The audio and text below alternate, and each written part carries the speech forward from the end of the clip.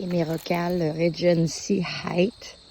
Elle a un look très, très victorien avec ses petits frisous au bord, mais aussi la couleur.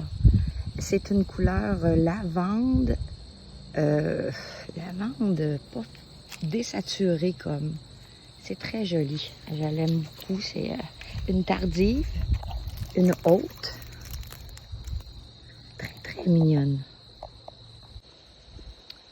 Dans mes derniers Véronica Strom à fleurir, celui-ci c'est Véronica Strom Challenger qui s'appelle. Pourtant, il est en plein soleil. J'aurais pensé qu'il fleurirait plus vite. Mais c'est correct, c'est bien comme ça parce que les autres ont terminé. Puis lui, il est en pleine gloire. C'est beau.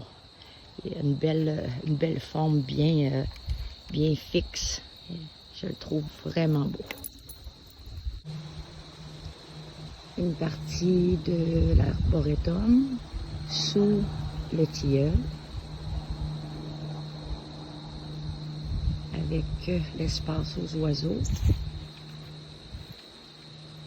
Ici, on a un cerisier ou un prunier, je pense un prunier qu'on a perdu. Puis je pense que c'est la greffe qui est en train de pousser.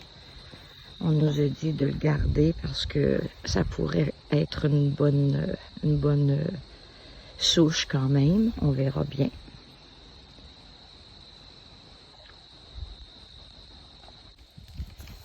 Mon petit arbuste indigène qui s'appelle le Ceonanthus americanus.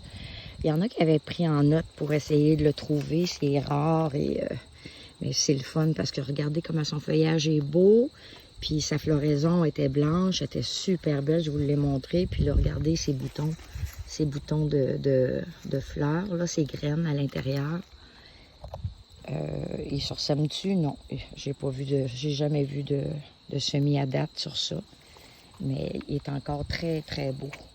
C'est vraiment une belle plante à avoir. Une autre plante qu'on voit presque jamais, moi je l'avais jamais vu ça avant quand je l'ai trouvé dans un centre de jardin, c'est une euphorbe. Ces euphorbes-là, on a l'habitude d'en voir, mais des hautes, des très grandes. Elle, c'est une variété courte. C'est le fun, elle s'associe bien, je trouve, aux hémérocales. C'est Euphorbia, si je me souviens, oui, Euphorbia purpurea. Non, pas Euphorbia, excusez. Eupatorium, Purpureum, Euphorbia, Ruby. Voilà, c'est pour ça que je me mélange tout le temps avec l'autre. Très, très mignon avec les hémérocales, ça fait toujours bien. Ici, c'est la gentiane Asclepiadia. C'est évidemment l'espèce, donc elle est bleue. Et je vais vous en montrer une autre tantôt. C'est toujours des floraisons tardives. Et ici, mieux placé, l'autre gentiane. Celle-là, c'est Gentiana Asclepiadia rosea. Alors, c'est la rose. Elle est drôlement mieux placée ici que là-bas. Elle est comme dans presque une plate-bande d'alpine. Trouver de la place pour l'autre, je les mettrais ensemble, mais bon, je pense qu'il n'y a pas de place bien dans la plate-bande. Tiens, on a même un beau bourdon qui a décidé de l'explorer. Oui.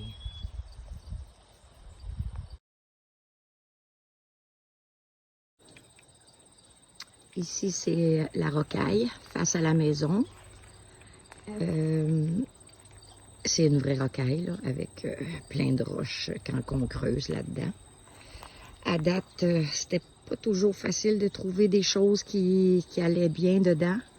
Maintenant, je pense que je vais laisser ça comme ça, là, avec des multitudes de sédum, d'euphorbes, de toutes sortes de plantes qui se ressemblent, mais dans les mêmes genres de plantes.